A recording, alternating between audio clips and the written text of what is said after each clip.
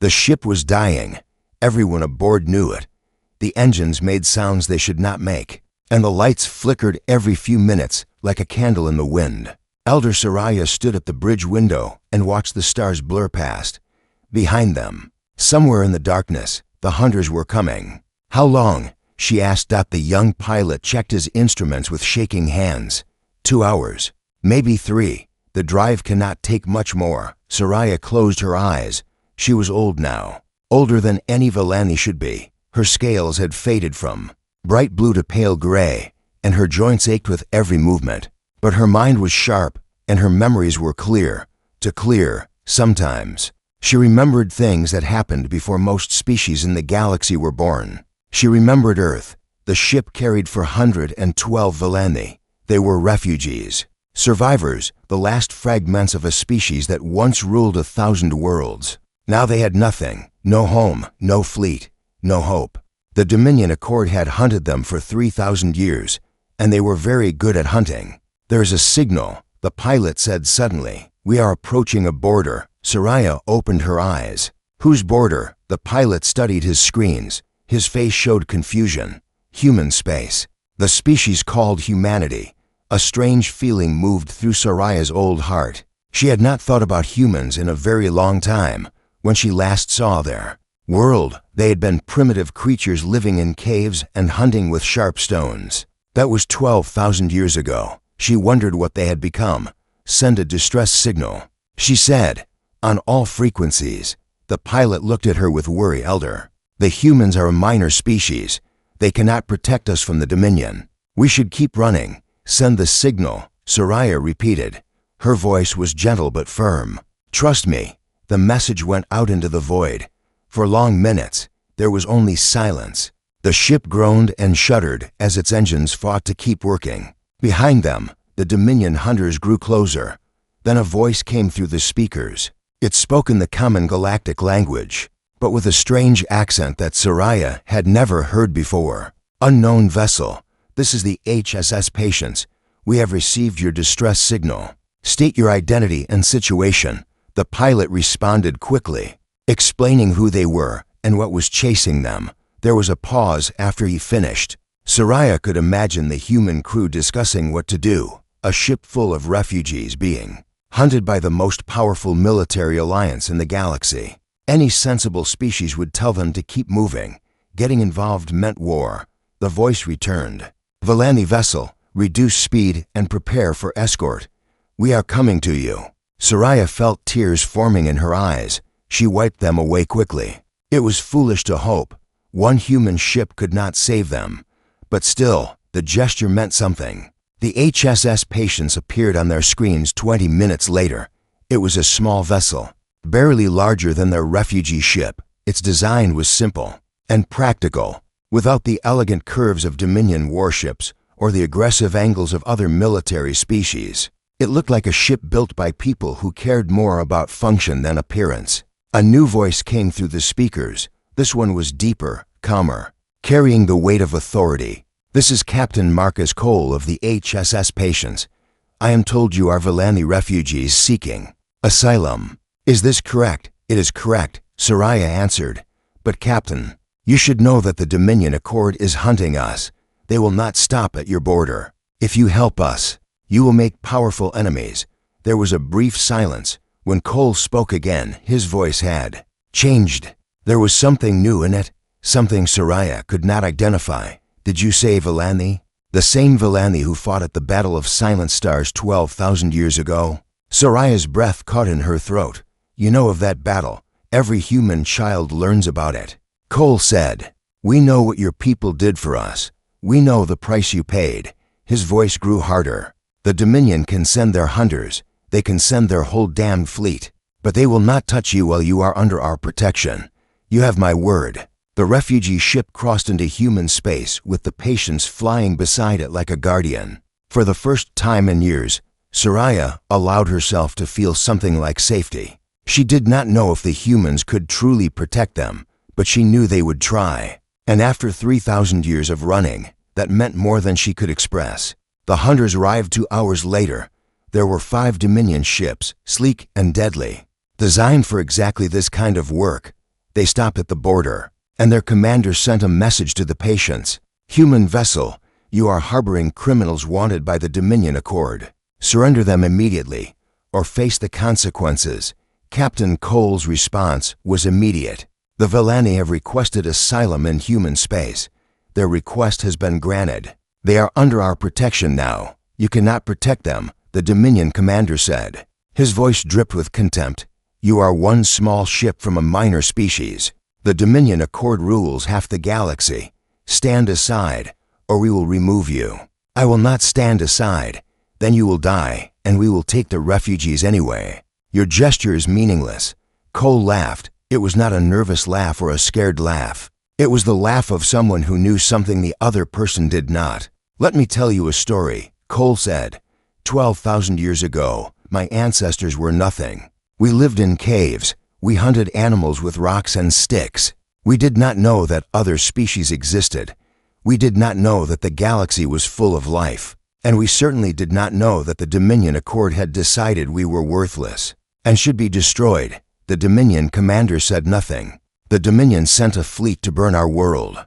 Cole continued. They were going to kill us all before we ever had a chance to grow. But someone stopped them. Someone stood in their way. The Vellani Empire, at the height of its power, looked at our primitive little world and decided we deserved a chance to live. They fought the Dominion fleet. They won. And then the Dominion came back with more ships, and the Vellani fought again, and again, and again. Soraya listened with tears streaming down her face. She had not known that humans remembered. She had not known that anyone remembered. The Vellani sacrificed everything for us, Cole said. Their empire, their fleets, their home world, everything. They did not ask for thanks. They did not ask for payment. They simply believed that a young species deserved the chance to grow. And because of them, we did grow. We became what we are today, ancient history, the Dominion commander said, but his voice had lost some of its confidence. It changes nothing. Surrender the refugees. You are not listening, Cole said. Humans remember. We remember everyone who helped us, and we remember everyone who tried to hurt us. We have been preparing for this moment for a very long time. The Vellani gave us a gift 12,000 years ago. Today, we begin to repay that gift. You are one ship, the commander repeated. What can you possibly do? I can delay you. Cole said simply. I can fight you, and I can hurt you, and I can make you bleed for every meter you advance. And while I am doing that, my message is traveling across human space at the speed of light. Every human world is hearing what I am hearing. Every human ship is learning what I am learning. The Vellani need our help. The Dominion is threatening our friends. He paused. When he spoke again, his voice was cold. You should not have come here. You should have let them go, because now you have reminded us of an old debt, and you have given us a reason to pay it. Turn around. Go home. Tell your masters that the Vellani are under human protection, and that protection is not negotiable. The Dominion commander's response was to order his ships forward.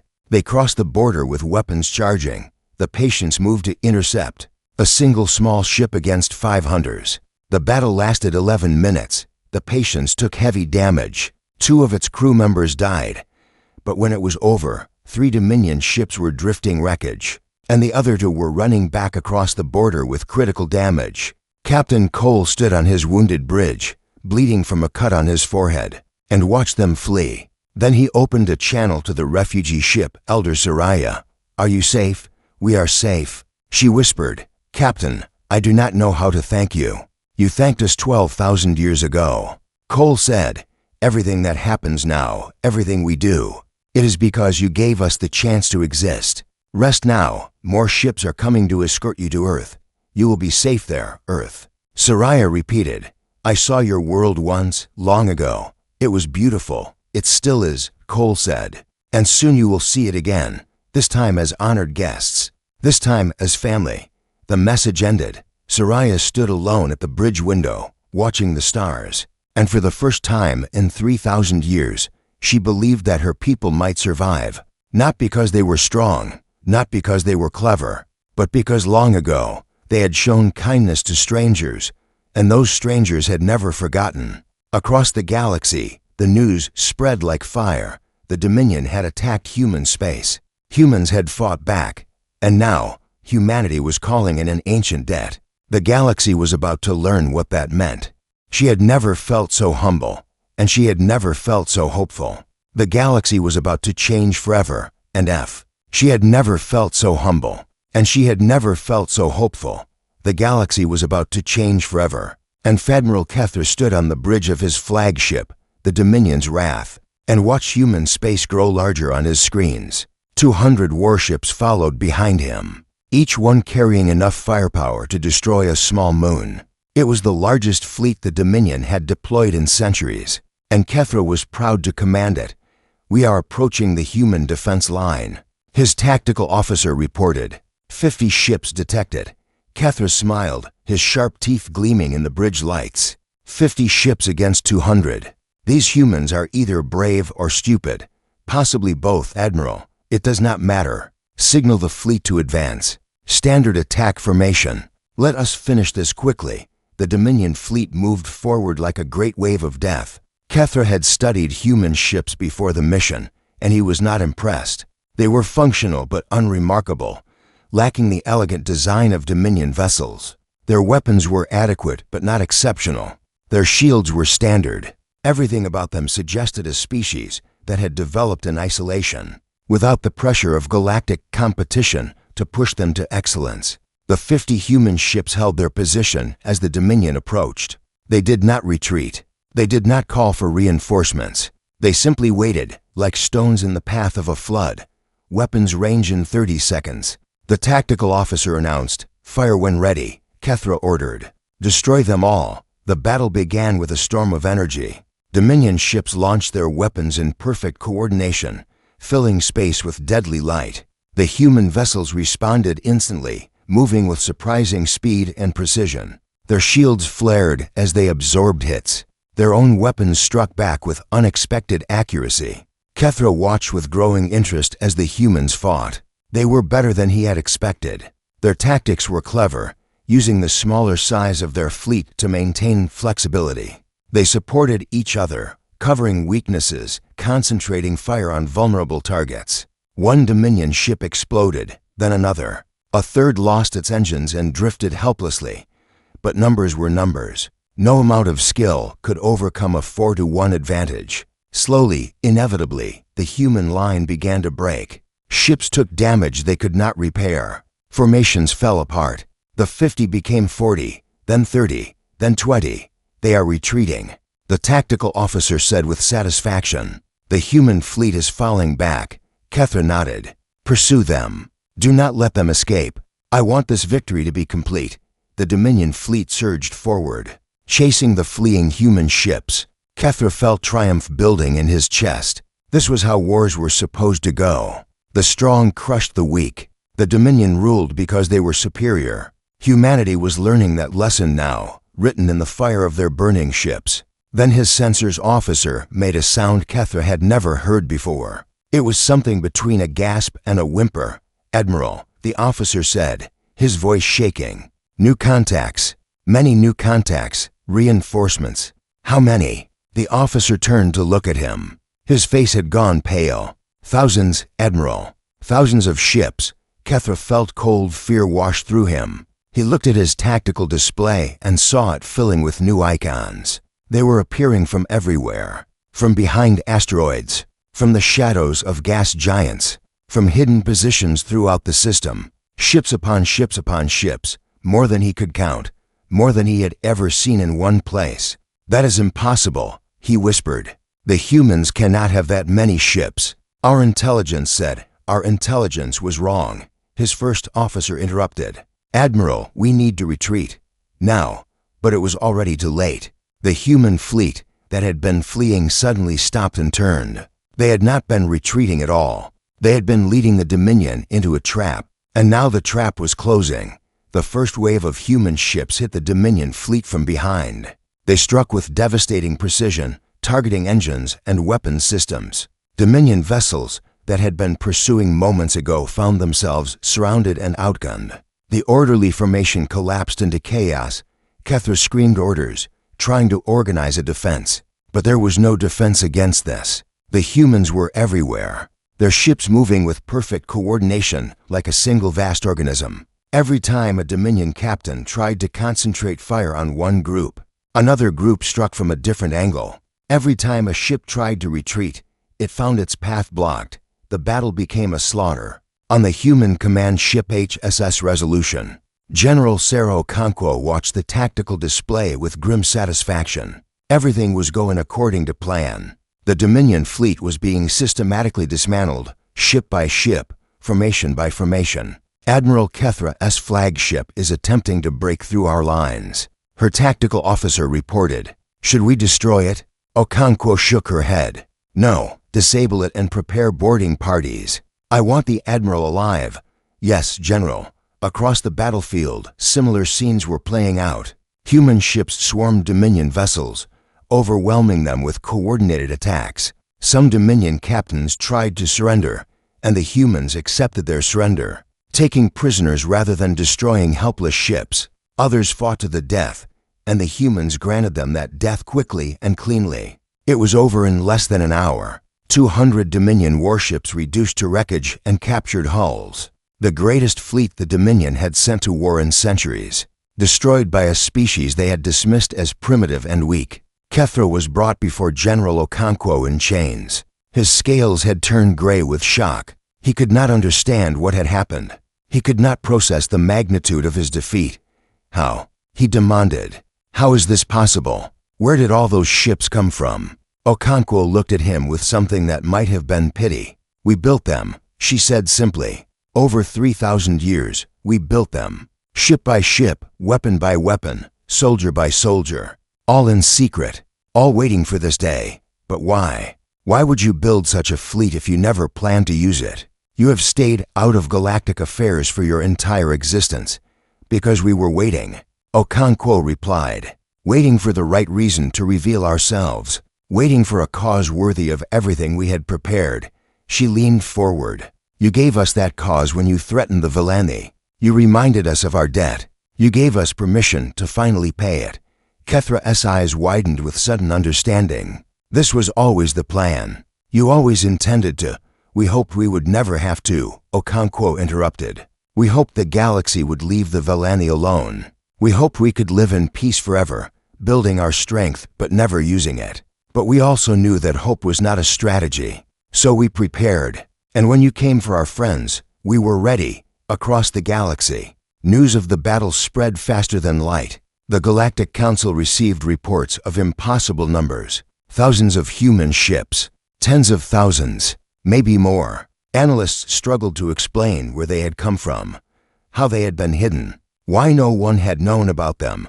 The Dominion received the same reports. And for the first time in 15,000 years, the rulers of half the galaxy felt fear, but the humans were not finished. Even as the last Dominion ships in the first battle were being captured, more human fleets were emerging from hidden positions throughout the galaxy. They struck Dominion outposts. They appeared at strategic locations. They cut supply lines and disrupted communications. It was not just one battle. It was a coordinated campaign across thousands of light years, executed with precision that suggested years of careful planning.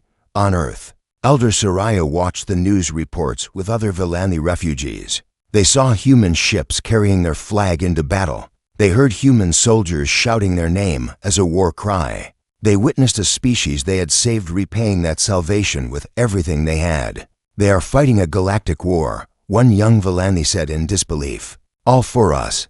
All because of what our ancestors did. Soraya nodded slowly. This is what kindness can grow into, she said. When you plant seeds of compassion, sometimes they grow into forests you never imagined. Our ancestors planted seeds 12,000 years ago. Today we are seeing what grew from them. Will the humans win? Soraya thought about the question carefully. She had lived a long time. She had seen empires rise and fall. She knew that war was unpredictable, that victory was never certain, that even the strongest could be brought down by bad luck or unexpected enemies. But she also saw something in the humans that she had not seen in any other species. A determination that went beyond logic. A commitment that defied calculation. They were not fighting because they thought they could win. They were fighting because they believed it was right, and that kind of belief could move mountains.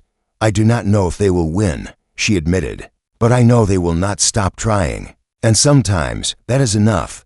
Back in the remains of the battlefield, General Okonkwo stood before Admiral Kethra one final time. "We are sending you back to the Dominion," she told him. "You will carry a message to your leaders. Tell them that humanity is coming. Tell them that we remember everything. Tell them that the Velani are under our protection, and that protection extends to everyone the Dominion has ever harmed." She paused. "Tell them that their empire is over. The only question now is how many people have to die before they accept it." Kethra looked. The war spread across the galaxy like wildfire. Human fleets appeared in systems that had never seen them before. They struck Dominion military bases. They disabled weapons platforms. They cut communication lines and disrupted supply chains. And everywhere they went, they did something that confused the Dominion commanders completely. They freed people on the planet Karath. Human soldiers landed in the capital city and announced that the Dominion occupation was over. The Karath people, who had been conquered 3,000 years ago, could not believe what they were hearing. They expected the humans to install themselves as new rulers. They expected demands for tribute, for resources, for loyalty. Instead, the human commander asked them one simple question: "What do you need?" Food, medicine, building materials, tools for reconstruction, education for children who had grown up under oppression. The humans provided all of it, asking nothing in return. "Why are you doing this?" the Karath leader asked. "You are fighting a war. These resources could go to your military. Why waste them on us?" The human commander, a woman named Colonel Adisa, smiled gently. "Because this is why we are fighting the war. Not to conquer territory, not to gain power. We are fighting to end the Dominion's cruelty. What would be the point of defeating them if we just became another version of them?" The same scene repeated across dozens of worlds. Human forces would arrive, defeat the Dominion garrison, and immediately begin helping the local population. They built hospitals. They repaired infrastructure. They treated every species with respect and kindness, regardless of their history or their usefulness to the war effort. Word spread quickly. Species that had hated the Dominion for generations began to see the humans not as another threat, but as genuine liberators. Some began to offer assistance, intelligence about Dominion movements, safe harbors for human ships, volunteers who wanted to fight alongside the species that had shown them kindness. The Dominion Accord began to crack. Counselor Thryn stood in the emergency session of the Dominion High Council and tried to restore calm. It was not working. The representatives from 100 species were shouting, accusing each other, demanding answers that no one could provide. "We must unite against the human threat," Thryn insisted. "If we stand together, we can still defeat them. They are one species against many. Numbers are on our side. Numbers mean nothing if half of those numbers are ready to rebel." Admiral Vorn replied. He had survived the disaster at the first battle by being too cautious to join the attack. Now his caution looked like wisdom. The humans are not just winning battles. They are winning hearts. Every world they liberate becomes their ally. Every population they help becomes their supporter. We are losing this war not because we are outgunned, but because we are outhought. Then what do you suggest? Vorn was silent for a moment. Negotiation. We must offer the humans terms before we lose everything. Thryn laughed bitterly. Negotiate.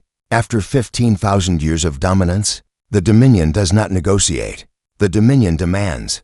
Then the Dominion will fall, Vorn said simply. I have studied the humans carefully. They are not fighting for territory or resources. They are fighting for an idea. You cannot defeat an idea with ships and soldiers. You can only defeat an idea with a better idea. And we do not have one. The council descended into chaos again. No decision was reached. No unified response was formed. The Dominion continued to fragment as some species began secret communications with humanity, seeking to switch sides before it was too late. On the human command ship, General Okonkwo received a message from Counselor Thryn himself. He was requesting a meeting to discuss peace terms. What do you think? President Chen asked via secure communication. I think they are scared, Okonkwo replied. They have realized they cannot win, and now they want to save what they can." She paused. "The question is what we are willing to accept. What would you recommend?" "Nothing less than complete dissolution of the Dominion Accord. Freedom for every species they have oppressed. Justice for the leaders who committed the worst crimes. And a new alliance to replace them, one built on equality rather than fear." Chen was quiet for a long moment. "That is a lot to ask. They tried to exterminate us," Okonkwo reminded him. "They hunted the Vilani for 3,000 years. They have enslaved and murdered countless species. Anything less than total transformation would be a betrayal of everyone who suffered under them." "Agreed. Arrange the meeting, but do not accept anything that leaves the Dominion structure intact. They had their chance to be decent. They chose cruelty instead. Now they pay the price." The meeting took place on neutral ground, a space station at the edge of contested territory. Counselor Thrin arrived with a delegation of the most powerful Dominion species. General Okonkwo came with only two aides and Elder Soraya, who had insisted on being present. Thrin looked at the old Vilani with barely concealed disgust. "You brought one of them? This is supposed to be a serious negotiation." "She is why we are here," Okonkwo replied calmly. "If you want to understand what we are fighting for, you need to understand who we are fighting for. The Vilani saved our species when we were helpless. Now we are saving theirs. That is what this war is about." "Fine. Let us discuss terms." Thrin leaned forward. "The Dominion is prepared to offer a ceasefire. We will release the Vilani from persecution. We will recognize human territorial claims. In exchange, you will end your attacks and return to your previous borders." Okonkwo shook her head. "That is not acceptable. Be reasonable. You have won impressive victories, but the Dominion still has vast resources. This war could continue for decades. Millions could die. Is that what you want?" "What we want is for the Dominion Accord to end completely. Every species that was forced into your alliance will be freed. Every world you occupied will be liberated. Every leader who committed crimes against other species will face justice." Thrin stared at her in disbelief. "You want us to destroy ourselves. We want you to stop existing as an instrument of oppression. The species that make up the Dominion can continue. They can form new alliances, new governments, new futures. But the Dominion as it currently exists, built on conquest and fear and cruelty, cannot continue. We will not allow it. You cannot make such demands. You do not have the power." Okonkwo smiled slightly. "Counselor, we have been very patient with you. We have given you chances to surrender peacefully. We have shown mercy to every Dominion force that has asked for it. But do not mistake our mercy for weakness. We have more ships. We have more soldiers. We have more resources. And most importantly, we have something you never will, the support of the oppressed." She leaned forward. "Half of your own alliance is ready to abandon you. They stay only because they fear what you will do if they leave. But they fear us less than they fear you. Every day, more of them come to us. Every day, your coalition weakens while ours grows stronger. This is extortion. This is justice. Something the Dominion never understood." Okonkwo stood up. "You have 1 month to accept our terms. After that, we will take what we have asked for by force. And when we do, there will be no more negotiations. There will only be the end of everything the Dominion built." She walked out, with her aides and Elder Soraya following. Behind them, Thrin sat in stunned silence, finally understanding that the galaxy he had known was ending. On the ship back to human space, Soraya spoke quietly to Okonkwo. "You were very hard on him. Is there no room for compromise?" Okonkwo sighed. "Elder, I understand why you ask. Your people valued mercy. You sacrificed everything to protect a species you did not know. That kind of compassion is rare and precious, but the Dominion has caused suffering on a scale you cannot imagine. Billions of lives destroyed, entire species exterminated, cultures erased, histories deleted. If we let them survive, if we accept half measures and compromises, they will rebuild. They will regain their strength, and in 100 years or 1,000 years, they will do it all again." She turned to look at the old Vilani. "We learned mercy from your example, but we also learned responsibility. Sometimes the most merciful thing you can do is make sure that evil cannot return. The Dominion leaders who ordered genocide will face consequences, but the ordinary people, the species who were forced into the accord against their will. They will be free. They will have the chance to build something better. Soraya nodded slowly. I understand, and I think my ancestors would understand too. They did not save your species so that you would be weak. They saved you because they saw something in you worth protecting. Today I see what they saw. What is that? The ability to be both strong and kind. To fight without losing your soul. To win without becoming the monster you defeated. Soraya smiled. That is humanity's gift, General. Do not ever lose it. Okonkwo returned the smile. We will try not to. That is all any of us can do. The month passed. The Dominion could not agree on terms. Some wanted to accept humanity's demands. Others wanted to fight to the death. The paralysis continued until it was too late. Human fleets surrounded the Dominion core worlds. The final phase of the war began, and across the galaxy, species who had lived in fear for thousands of years watched with hope as the old order finally started to fall. The Dominion capital burned in the night sky, but not from human weapons. The fires came from riots, from rebellions, from the collapse of a system that had held together through fear alone. When that fear shifted from the rulers to the liberators, everything fell apart. General Okonkwo stood on the bridge of the HSS Resolution and watched the chaos below. Her fleet surrounded the planet, thousands of ships forming an unbreakable ring. They could have destroyed the capital at any moment. They could have bombarded it from orbit until nothing remained but ash and memories. They did not. Landing parties are ready, her aide reported. Ground forces can secure the government district within 6 hours. Tell them to proceed. Minimum force. We are here to end a government, not to punish a population. The people below did not choose their leaders. They do not deserve to suffer for decisions they never made. The landings began at dawn. Human soldiers moved through the streets with weapons ready, but not raised. They secured government buildings. They arrested officials who had ordered atrocities. They protected civilians who ran toward them begging for help, convinced that these strange aliens from a distant world meant them no harm. In the great hall of the Dominion High Council, Councillor Thrin sat alone on his throne.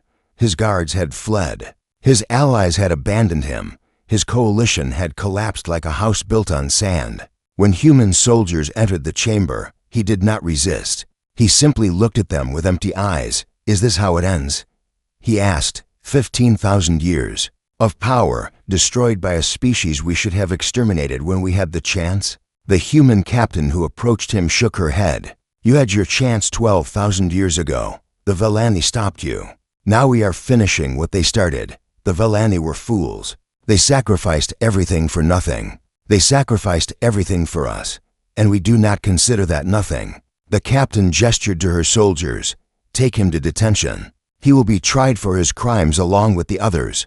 Thrin was led away. The last ruler of an empire that had terrorized the galaxy for longer than human civilization had existed. He would spend the rest of his life answering for the atrocities committed under his authority. Justice was slow, but it was thorough. The Dominion Accord was officially dissolved 3 weeks later. Representatives from every member species gathered on the very planet where the Dominion had been founded, and they signed documents ending its existence. Some signed with relief, some signed with tears, a few signed with anger, still convinced that the old ways had been right, but they all signed. The age of the Dominion was over. In its place, humanity proposed something new. They called it the Covenant of Free Worlds. It would be an alliance of equals, where no species dominated others, where decisions were made through cooperation rather than coercion, where the purpose was mutual benefit rather than conquest. We do not want to rule the galaxy, Ambassador Elena Vasquez told the assembly. We never did. We built our strength not to dominate, but to protect. First to protect ourselves, then to protect our friends. Now we offer that protection to everyone who wants it. What do you want in return? Asked a representative from one of the formerly enslaved species. Nothing except your friendship and your cooperation. Help us build something better than what came before. Help us create a galaxy where no species has to fear being exterminated for being different, for being weak, for being in the way of someone stronger. How do we know you will not become like the Dominion? Power corrupts. Every empire believes it is different, Until it is not. Vasquez nodded, acknowledging the question's validity. You do not know. We cannot prove our intentions with words. We can only prove them with actions over time. Watch us. Judge us by what we do. If we ever become what we fought against, we expect you to oppose us the same way we opposed the Dominion. It was an honest answer, and the Assembly respected it. The Covenant of Free Worlds was established with humanity as a founding member, not a ruler. The first act of the new alliance was to establish rights that could never be violated. No species could be enslaved. No population could be exterminated. No world could be conquered against its people's will. The second act was to address the debt that had started everything. On a beautiful world in a quiet system far from the old centers of power, the Valani were given a new home. It was not charity. It was restitution, paid for by the species that had hunted them, approved by the new covenant as a matter of justice. Elder Soraya stood on the surface of New Valani and watched human ships departing overhead. Around her, for 100,000, Valani were beginning the work of building a civilization from scratch. It would take generations. There would be struggles and setbacks and sorrows. But for the first time in 3,000 years, her people had hope. Governor Adez Nwosu stood beside her, preparing to leave with the last human delegation. Will you be all right? Nwosu asked. There is still so much to build. We will be all right, Soraya replied. We have faced worse odds before, and this time, we are not alone. This time, we have friends. You will always have friends. Humanity will never forget what your ancestors did for us. Whenever you need help, you need only ask. Soraya turned to look at the human woman. I have a question that has bothered me since this began. Your species built the largest military in galactic history. You prepared for war for 3,000 years, all for us. But what if we had never needed saving? What if the Dominion had left us alone? Would all that preparation have been wasted? Nwosu smiled.